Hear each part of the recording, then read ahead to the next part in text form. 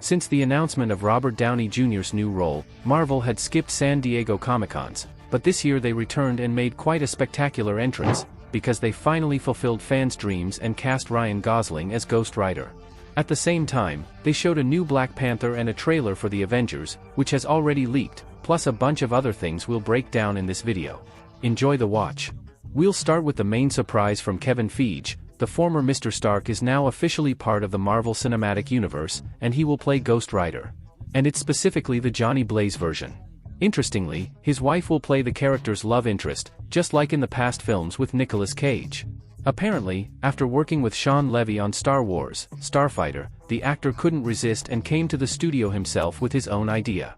And here's the funny part, that's exactly what happened. After the panel, Kevin Feige revealed that Ryan Gosling came to them himself with the idea for a film based on specific comics. Some are already joking that he'll only distract Doctor Doom with his methods. The actor had long been eager to play this character. The director will be Ryan's collaborator from his previous film, Sean Levy. He's the one who directed Deadpool and Wolverine, so I have no doubts about the quality. If the project pulls in decent box office numbers, and it will, we can expect a full-fledged Midnight Suns blockbuster. Ghost Rider will be released in 2 years. At the same time, we'll see a continuation of Black Panther with a new actor. In case you didn't catch it, it's not T'Challa, it's his son, who was named T'Challa.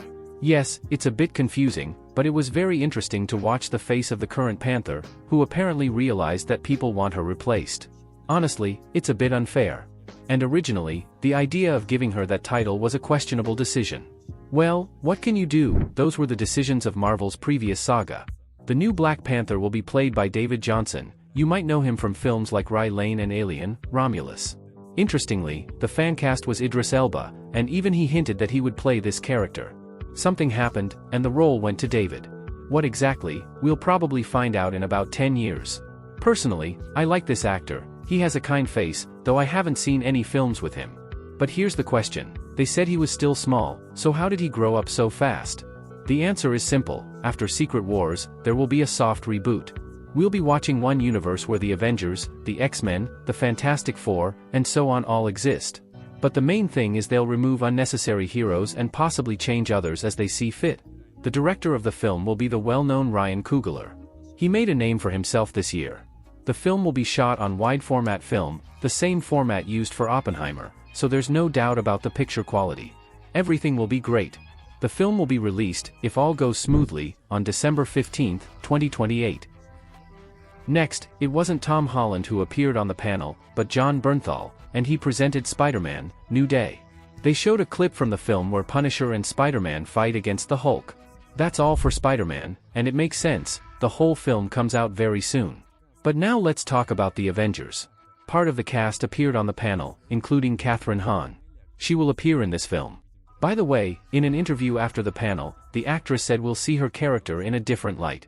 And what about Robert Downey Jr. himself? He said that some heroes will take his side, and they'll have to change their decisions, either stand with the good guys or consider the alternative and become part of the family. In my last short video, I talked about this and even said that Doom would be helped, but no one believed me. Now we even know what costumes the so-called family will have. At the same Comic-Con, there was a costume display. Among them were female versions of the character. This is a special move by Marvel. Behind the masks will be familiar heroines, possibly Wanda, a dead character, and others. We might even see their faces for much of the film. This way, the characters are essentially present in the film, but doubles will play them to avoid dealing with actors' schedules. But why would they take his side? Doom will be with Doom because he'll realize that Steve is wrong. And here's why. In the trailer shown at Comic-Con, which somehow miraculously ended up in the Storm session, Doom is described. She says she knew him as a good man but didn't realize he was so broken. She tells this to the entire Avengers team, and people, possibly after the battle at the mansion. By the way, at this moment Steve lowers his head. At the same time, we see shots of Victor in his castle in Latveria, looking at a painting of his family, which we see on the poster. Thanks to Kibit for leaking these photos long ago and modifying them with AI. Dr. Doom says that all these people lived stolen lives, and now they must return them. In the middle, someone shouts, "Answer, Victor." "It was you, Victor." Victor silently looks at him, and then Thor arrives. You see, Thor flies in and attacks, but Doom easily throws the God of Thunder aside.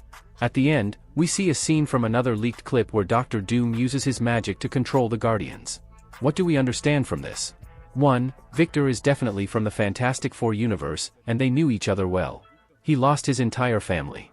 Interestingly, the Starks also had a family, only in the main universe. And the most important thing is Doom's words about living stolen lives. They align perfectly with the theory that when Captain America returned the stones, he changed reality so much that this pocket universe became the world of the Fantastic Four. Doom probably knows about this and will realize that he should have been Tony Stark. But more importantly, he had a family that he didn't lose. In general, Dr. Doom is very similar to Tony Stark. Just remember what Stark was ready to do when he learned that Bucky killed his parents. This case not only changed Steve's entire life but also caused his family to die. That's exactly why Peggy Carter and other characters like Scarlet Witch, Doctor Strange, and others might side with him. With Wanda, it's simple, she most likely didn't die. Plus, she's easily manipulated, and Doom, as we know, is a master at that. And in the comics and on consultants, which, let's be honest, are looking more and more like the truth, Strange was his assistant because he understood that only Doom could save everyone. But when Victor did it, he was betrayed, though not immediately, and helped the Avengers defeat him. Dr. Doom himself will be very powerful.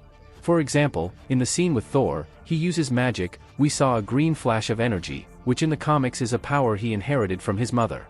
Interestingly, his costume has a certain rune that appeared on both the light show and on Robert Downey Jr.'s costume. It looks very similar to Wanda's, so here's another confirmation that the Scarlet Witch will be helping him. New posters have also appeared, and oh my god, they look incredibly cool. Credit where it's due, all the posters so far are amazing. At the end of Comic-Con, we saw the most unexpected cameo. Ryan Reynolds entered the hall disguised as a reporter. He's wearing a denim suit and starts asking various questions to the cast. First, he asks where Thor is and why he was crying. Paul Rudd doesn't directly answer and jokes that Thor is crying because he's rooting for Wrexham FC, which, by the way, is Ryan Reynolds' football club. But Deadpool realizes that Paul knows everything but won't say. By the way, when asked why Thor wasn't at Comic-Con, he answered himself, he's just filming another movie. At the end, he asks when Avengers filming is so he can participate, but Robert Downey Jr. disappoints him and says filming is over. Then he tells Happy to get the car ready and leaves. This is an incredibly creative confirmation that Deadpool will appear in Doomsday. Why else invite Ryan? Personally, I don't believe he won't be in this film. Before this, the actor walked through the hall, took photos, and answered various questions from bloggers who had no idea it was the real Deadpool. What can you say? Typical Wade Wilson. Ryan also shared on his social media that the light of his costume is named after the Juggernaut and it has a number referencing X-Men #1. It's these kinds of details we love. Comic-Con turned out well. Yes, it's not on the level of previous years, but we have to understand that Marvel is saving surprises for the upcoming D23, which will take place on August 16th. So subscribe so you don't miss anything, especially since Spider-Man: New Day is coming very soon, and we'll break it down in maximum detail.